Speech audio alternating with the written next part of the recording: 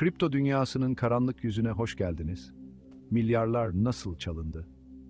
Herkese merhaba arkadaşlar. Bugün sizlere kripto tarihindeki en büyük vurgunları anlatacağım. Dolandırıcılık, manipülasyon, çöküş. Kripto dünyası tıpkı Vahşi Batı gibi. Bu videoda OneCoin'den BitConnect'e, Mt. Gox'tan Plus Token'a milyarlarca doların nasıl yok olduğuna bakacağız. Bu olayların arkasında kimler var? Bu kadar insan nasıl kandırıldı? Ve en önemlisi, kendimizi nasıl koruyabiliriz? Şimdi bu sorulara cevap aramaya başlamadan önce şunu söylemeliyim ki, kripto para birimleri geleceğin finans sistemi olabilir. Ancak bu potansiyel, dolandırıcıların ve kötü niyetli kişilerin de iştahını kabartıyor. Bizim yapmamız gereken, heyecanla yatırım yaparken aynı zamanda dikkatli olmak, araştırmak ve gerçek olamayacak kadar iyi görünen tekliflere karşı şüpheci olmak. Lafı daha fazla uzatmadan hemen videoya geçelim. İyi seyirler.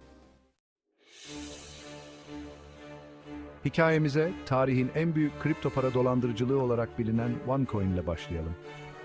Sahnede Bulgar asıllı, etkileyici ve son derece ikna edici bir isim Ruja Ignatova. Kendisi Oxford Üniversitesi mezunu, parlak bir finans geçmişine sahip bir girişimci. Yani en azından öyle görünüyor. Ignatova, yatırımcılara OneCoin'in Bitcoin'in yerini alacağını, yeni nesil bir kripto para birimi olduğunu söylüyordu. Ve insanlar da ona inandı. Sonuçta Ignatova, lüks otellerde, büyük konferans salonlarında binlerce kişinin önünde konuşuyordu. Ünlü dergilere röportajlar veriyor, dünyayı dolaşıyordu. Her şey çok profesyonel, çok gerçekçi görünüyordu. OneCoin bir anda dünya çapında bir fenomen haline geldi. Milyonlarca insan bu fırsatı kaçırmamak için para yatırdı. Ancak gerçek çok geçmeden ortaya çıktı. OneCoin aslında hiçbir blockchain ağına bağlı değildi. Yani gerçek bir kripto para birimi değildi. Ignatova ve ekibi insanların yatırımlarını kendi ceplerine indiriyordu. Bu devasa saadet zinciri 3,8 milyar doların üzerinde para topladıktan sonra çöktü.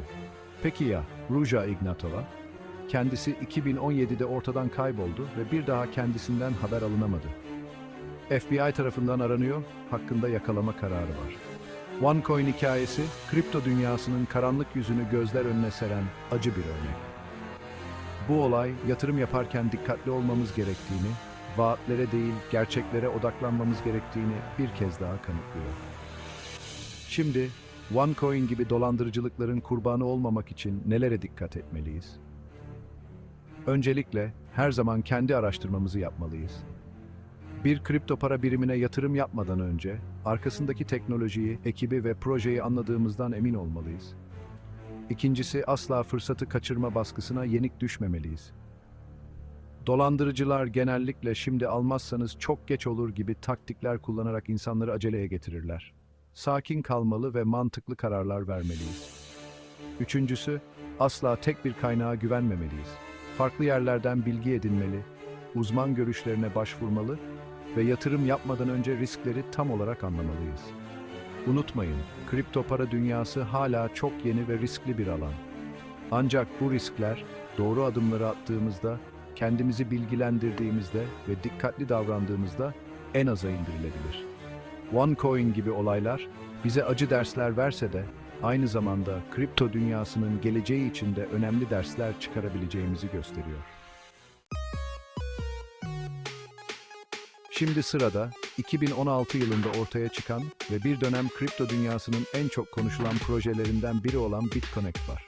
BitConnect, yatırımcılara inanılmaz derecede yüksek kazançlar vaat ediyordu. Sistem basit gibiydi. BitConnect Coin, BC satın alıyorsunuz, daha sonra bu coinleri platforma kilitliyorsunuz ve güya günlük %1'e varan faiz geliri elde ediyorsunuz. BitConnect, tıpkı OneCoin gibi lüks konferanslar, ünlü isimlerin katılımıyla düzenlenen etkinlikler ve agresif bir pazarlama stratejisiyle dikkat çekiyordu. Platformun kendi YouTube kanalı vardı ve bu kanalda yatırımcılar inanılmaz kazançlarını paylaşıyor, BitConnect'i göklere çıkarıyordu. Elbette tüm bu gösterişin arkasında karanlık bir gerçek yatıyordu. BitConnect aslında klasik bir saadet zinciriydi. Yatırımcılara vaat edilen yüksek kazançlar, yeni yatırımcıların parasıyla ödüyordu. Sistem, yeni para girişi olduğu sürece ayakta kalabiliyordu. Ancak her saadet zinciri gibi BitConnect'in de sonu kaçınılmazdı. 2018 yılının başlarında platformun dolandırıcılık olduğu yönündeki iddialar artmaya başladı. Birkaç ülkenin resmi kurumları BitConnect hakkında soruşturma başlattı.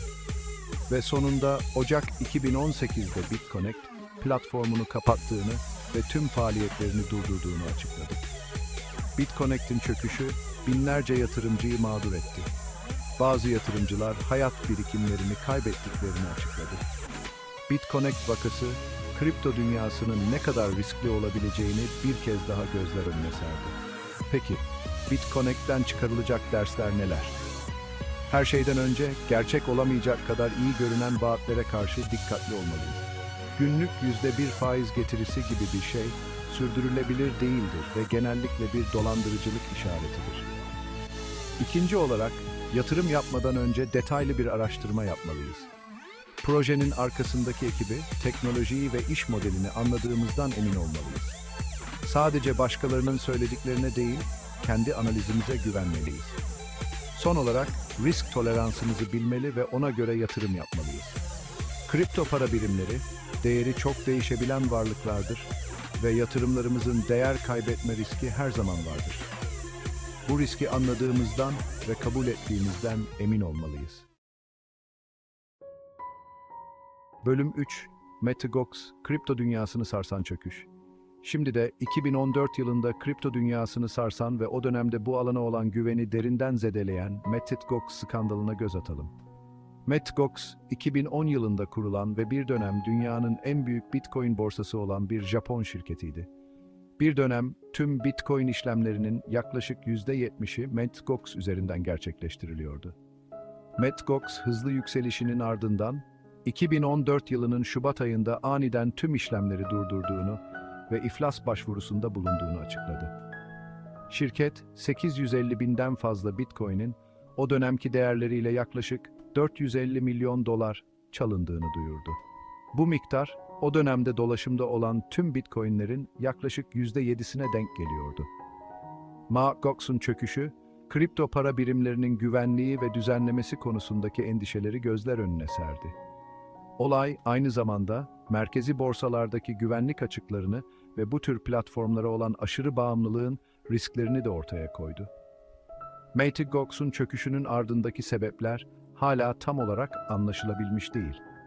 Ancak şirketin zayıf güvenlik önlemleri, yetersiz yönetim ve dolandırıcılık iddiaları olayın meydana gelmesinde rol oynadı. Mt. Gox'un çöküşü, kripto dünyası için acı bir ders oldu ve bu sektörün güvenlik, şeffaflık ve düzenleme konularında önemli adımlar atması gerektiğini gösterdi. Mt. Gox'tan çıkarılacak dersler neler? Öncelikle, hiçbir platformun %100 güvenli olmadığını bilmeliyiz. Merkezi borsalara olan aşırı bağımlılığımızı azaltmak ve kendi özel anahtarlarımızı güvenli bir şekilde saklamak için donanım cüzdanları gibi alternatifleri değerlendirmeliyiz. İkinci olarak güvenlik önlemlerine dikkat etmeliyiz. İki faktörlü kimlik doğrulama kullanmalı, güçlü parolalar oluşturmalı ve internet dolandırıcılıklarına karşı dikkatli olmalıyız. Kendi güvenliğimizi sağlamak için üzerimize düşeni yapmalıyız. Son olarak düzenlemenin önemini vurgulamalıyız. Mt. Gox olayından bu yana, kripto para sektöründe düzenlemeler konusunda önemli adımlar atıldı. Ancak hala yapılması gereken çok şey var. Daha güçlü düzenlemeler, yatırımcıların korunmasına ve sektörün daha güvenilir hale gelmesine yardımcı olabilir. Bölüm 4. Plus Token Çin'den gelen dev dolandırıcılık. Şimdi de 2018 yılında ortaya çıkan ve özellikle Çin'de büyük ses getiren Plus Token dolandırıcılığına bakalım. Plus Token, kendini bir kripto para cüzdanı ve yatırım platformu olarak tanıtıyordu. Kullanıcılara, Plus Token'a yatırdıkları kripto paralar karşılığında aylık %10 ila %30 arasında değişen oranlarda pasif gelir elde edebilecekleri vaat ediliyordu. Plus Token, çok katmanlı pazarlama modeli kullanarak hızla yayıldı. Kullanıcılar platforma yeni üyeler kazandırdıklarında bonuslar ve komisyonlar kazanıyorlardı. Bu agresif pazarlama stratejisi, Plus Token'ın kısa sürede milyonlarca kullanıcıya ulaşmasını sağladı. Ancak Plus Token da aslında bir saadet zinciriydi. Yeni yatırımcıların parası eski yatırımcılara ödeme yapmak için kullanılıyordu. platformun vaat ettiği yüksek getiriler sürdürülebilir değildi ve sistemin çökmesi kaçınılmazdı. Haziran 2019'da Plus Token'ın kurucuları, yatırımcıların paralarını alarak ortadan kayboldu. Yaklaşık 2 milyar dolar değerinde kripto para çalındığı tahmin ediliyor. Plus Token dolandırıcılığı, Çin'deki en büyük kripto para dolandırıcılıklarından biri olarak tarihe geçti.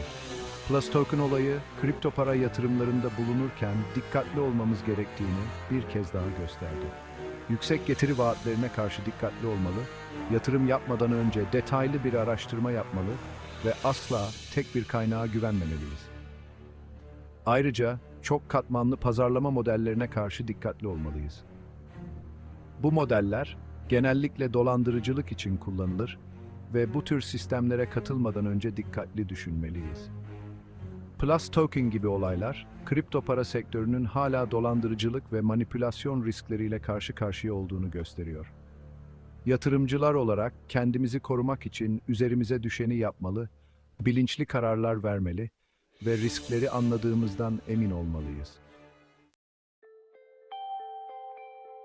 Evet arkadaşlar, gördüğünüz gibi kripto dünyası büyük fırsatların yanı sıra büyük riskleri de barındırıyor. OneCoin, BitConnect, Mt. Gox ve Plus Token gibi olaylar bu dünyanın acımasız gerçeklerini gözler önüne seriyor. Peki, bu karanlık hikayelerden çıkarabileceğimiz dersler neler? Kendimizi nasıl koruyabiliriz? Öncelikle bilgi güçtür. Yatırım yapmadan önce araştırma yapın, projeyi anlayın, arkasındaki ekibi tanıyın.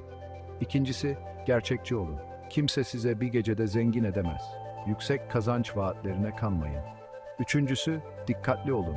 İnternet dolandırıcılıklarına, sahte web sitelerine ve dolandırıcı mesajlara karşı tetikte olun. Kripto dünyası hızla gelişiyor, değişiyor. Bu da beraberinde yeni fırsatlar ve yeni riskler getiriyor. Önemli olan bilinçli, dikkatli ve temkinli olmak. Unutmayın, en iyi yatırım bilgili yatırımdır. Kanala abone olup beğenmeyi unutmayın.